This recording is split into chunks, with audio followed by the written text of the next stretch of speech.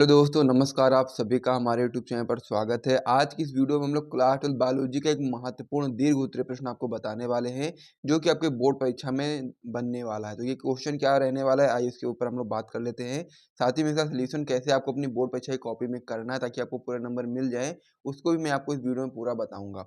पहले आप लोग देख लो क्वेश्चन क्या है। क्वेश्चन आपका है, अवशेषी अंग क्या है और मनुष्य के 4 अवशेषी अंगों का उल्लेख कीजिए और ये किस प्रकार जैव विकास को प्रमाणित करते हैं। यानी कि अवशेषी अंग क्या होता है और साथ ही में मनुष्य में 4 अवशेषी अंगों का आपको यहाँ पर नाम भी लिखना है, उल्लेख करना है और साथ ही में किस प्रकार से जैव विकास को यानी कि जीवों के विकास को प्रमाणित करते हैं अवशेषी अंग, उसके बारे में भी आपको बताना है।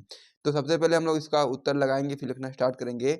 ऐसे अंग जो पहले कार्य किया करते थे परंतु अब केवल अवशेष के रूप में रह गए हों, उनको ही हम लोग अवशेषी अंग बोलते हैं। सिंपल सी इसकी मतलब परिभाषा है कि ऐसे अंग जो पहले के टाइम पर काम करते थे लेकिन आज के टाइम पर केवल अवशेष के रूप में रह गए, उनका कोई काम नहीं बचा है, उनको हम लोग अवशेषी अंग बोलते हैं। ठीक है, अवशेषी अंग कहलाते हैं। अब अवशेषी अंगों का जैव विकास में महत्वपूर्ण प्रमाण है, यानी कि जैसे जैसे जैव का विकास होता चला जाता है, जीवों का विकास होता चला जाता है, वैसे वैसे अनेक चीजें आती चली जाती हैं और पुरानी कई चीजें वो समाप्त होती चली जाती हैं। ये चीज आपको यहाँ पर समझना है, जिनमें से कुछ मुख्य हैं। कौन कौन से? पहला इसमें आप बताएंगे कृमि रूप परिशेषिका। तो कृमि रूप परिशेषिका में आप बताओगे कि यह शाकाहारी जीवों में होती है, यानी कि जो कृमि रूप परिशेषिका होती है आपकी शाकाहारी जीवों में होती है और इसके द्वारा किसका पाचन होता है? सेल्यूलोज का पाचन होता है।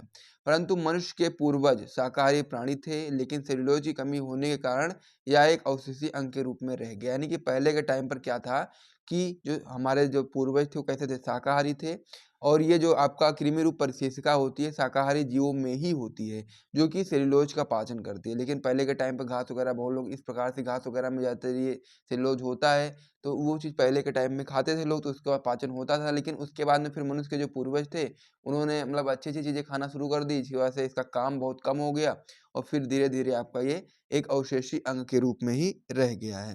तो ये भी आपका कंप्लीट हो गया कृमि रूप परिशेषिका। अगला आपका इसमें है निमेशक पटल। निमेशक पटल में आप बताएंगे यह मनुष्य के नेत्र के भीतर पाई जाती है, लेकिन यह मानव के लिए अनुपयोगी परंतु मेढक, पक्षी आदि के लिए उपयोगी है। यानी कि जो निमेशक पटल होता है यह मनुष्य के नेत्र के भीतर पाई जाती है, लेकिन यह मानव के लिए एक अवशेषी अंग के रूप में ही होता है, यानी कि मानव के लिए अनुपयोगी होता है, इसका कोई उपयोग नहीं होता है। लेकिन वहीं पर निमेशक पटल की जब बात करोगे तो ये आपका मेढक और पक्षी में उपयोगी है। फिर आपका इसमें अग्लदात। अग्लदात में बताएंगे या मनुष्य में तृतीय मोलर दंत की उपस्थिति होती है और ये एक अवशेषी अंग के रूप में होते हैं, यानी कि आपका जो अग्लदात है ये भी आपका एक अवशेषी अंग के रूप में हो चुका है। आगे आप इसमें बता सकते हैं, क्या बताओगे आप लोग? कीवी और शुतुरमुर्ग ऐसे पक्षी हैं जिनके पंख तो होते हैं परंतु उनमें उड़ने की क्षमता नहीं होती है, तो उनके जो पंख है वो कैसे हो गए? वो अवशेषी अंग हो गए ना, तो इसीलिए तभी तो वो नहीं उड़ पाते हैं। तो इसीलिए आपको ये चीज़ याद भी कर लेनी है एग्जाम्पल के रूप में।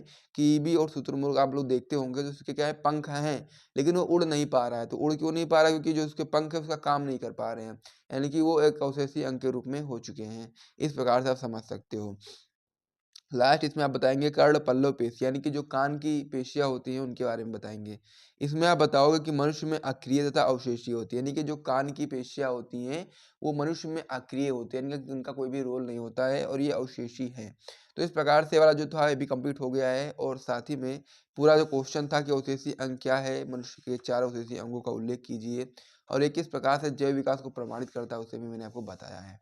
तो यदि आपको यहाँ से वीडियो पसंद आए तो वीडियो को लाइक करिएगा, साथ ही में हमारे YouTube channel dream light education channel को सब्सक्राइब कर लीजिएगा और मिलते हैं नेक्स्ट वीडियो में और भी इंपॉर्टेंट प्रश्नों के साथ में। तब तक के लिए जय हिंद।